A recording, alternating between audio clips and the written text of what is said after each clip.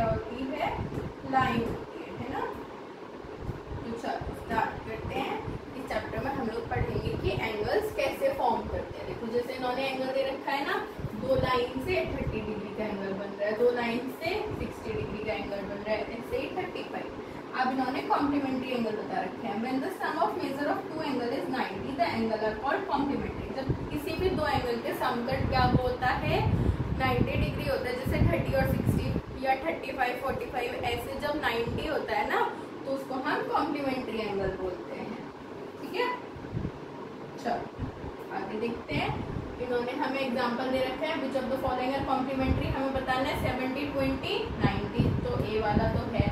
अब ऐसे ही हमें इसमें बताना होता है। मैं आपको ये बता रही हूँ सिर्फ कि आगे एक्सरसाइज में यही सेम चीज है। सप्लीमेंट्री एंगल, जब two angles are said to be supplementary if the sum of their measure is 180। अब किसी का सम दो एंगल का 180 होता है तो उसको हम सप्लीमेंट्री कहते हैं। हमने दो चीज पढ़ी, सप्लीमेंट्री कॉम्प्लीमेंट्री। चलो आगे देखते हैं। एडजेसेंट एंगल क्या होते हैं। Two angles in a plane are called adjacent. जब एडजेसेंट मतलब एक ऐसे, एक इधर एक इधर, एक इधर एक इधर, सेम ही होते हैं पर एक दूसरे से थोड़ा दूर डिस्टेंस पे होते हैं, उनको हम एडजेसेंट एंगल बोलते हैं।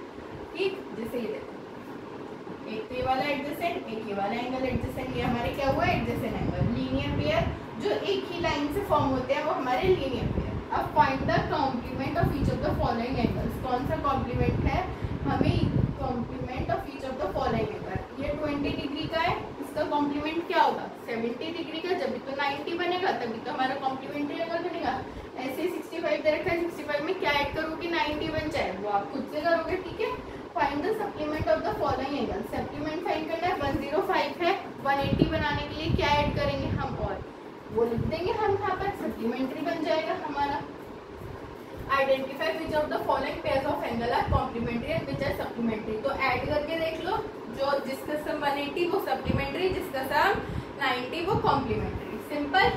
चलो नेक्स्ट देखते हैं। Find the angle which is equals to its complement. ऐसा कौन सा एंगल होगा जो उसके इक्वल हो कॉम्प्लीमेंट के। तो 45 45 मेक्स 90, तो हमारा आ गया। ये सारे क्वेश्चन आपके दिमाग लगाने के लिए आप खुद से करोगे। 7th क्वेश्चन का आते हैं, can two angles be supplementary if both of them are acute, obtuse और राइट। तो हमने एक्यूट पढ़ा था 90 से छोटा, ऑब्ट्यूज 90 से बड़ा, राइट 90। तो हमें ऐसे कोई भी इन्होंने पूछा है दो सप्लीमेंट्री एंगल्स, दो ऐसे एंगल जो सप्लीमेंट्री है, उनके बोथ का सम एक्यूट हो सकता है तो नहीं हो सकता। अगर दोनों सप्लीमेंट्री है तो एक्यूट तो नहीं हो सकता, ऑब्ट्यूज हो सकता है, राइट भी हो सकता है। क्या आप खुद से आंसर करोगे, फिल इन द ब्लैंक्स, पीछे से देखो और फिल करो। हमारी एक्सरसाइज में गिवन होते हैं, name the following pairs of angle. Obtuse vertically opposite angle, vertically opposite मैंने बताए थे, तो ए और बी, बी और सी हमारे वर्टिकली अपोजिट है ना, वर्टिकली अपोजिट ये रहे। ये काट रहे हैं एक दूसरे को ऐसे। एडजेसेंट बताने हैं तो एडजेसेंट भी ए और बी, डी और सी, ई और ओ। ऐसे अनइक्वल सप्लीमेंट्री ये भी आप बता दोगे। बस देखो एंगल को और बताते चले जाओ। अब इन्होंने कुछ और बता रखा है, ट्रांसवर्सल लाइन बता रखी है, line that intersect two lines, वो हमारी ट्रांसवर्सल होती है ना। एंगल्स मेड बाय ट्रांसवर्सल, तो 4 एंगल बनते हैं। ठीक, ऐसे ही कॉरेस्पॉन्डिंग एंगल होते हैं हमारे two angles which are set if they lie on the same side of the transversal. Same side of transversal lie करते हैं तो वो कौन सा होता है, कॉरेस्पॉन्डिंग। उनका सम भी सेम होता है। ठीक है, one of them is interior and one of them is exterior. एक तो बाहर की तरफ होगी एक्सटीरियर, एक अंदर की तरफ होगी interior.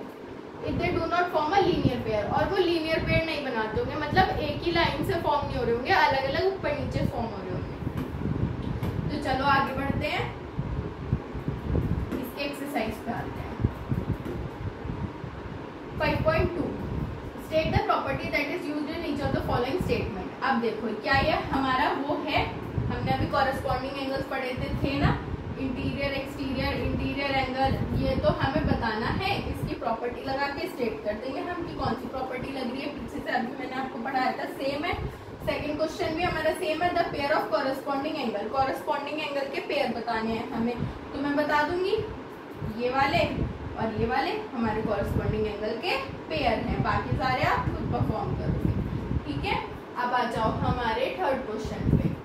P parallel to Q, ये किसका साइन होता है, parallel to Q। Find the unknown angles. P क्या है, पैरेलल है Q से, अननोन एंगल्स फाइंड करना है, जैसे ई और एफ है ना, ई और एफ किसकी इक्वल होंगे, ए और सी के। 125 गिवन है, पूरा सम कितना होता है 180 हमने पढ़ा था, 180 में से 125 माइनस कर दो, एक एंगल निकल के आ जाएगा, एक एंगल दूसरे एंगल से कॉरेस्पॉन्ड है तो सेम ही होगा, ठीक है, आंसर हमारा आ जाएगा। बाकी ये सारे क्वेश्चन सेम है। 7th क्वेश्चन पे आते हैं।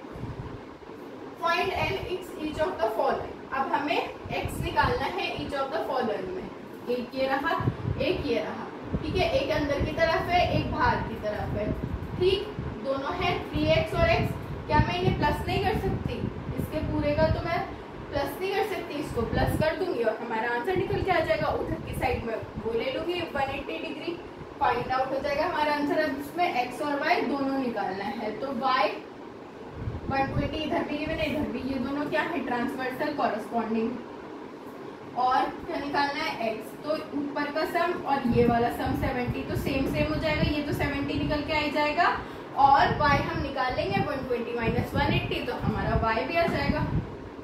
चलो सिंपल, इसमें भी यही करना है। Whether L is parallel to M, अब हमें बताना है क्या L M के पैरेलल है या नहीं है, तो हाँ है, ऊपर नीचे है, एक ट्रांसवर्सल उन्हें क्रॉस करनी है तो ऑब्वियसली है, इसमें भी सेम यही बताना था। तो यहाँ पे हमारा चैप्टर एंड होता है। थैंक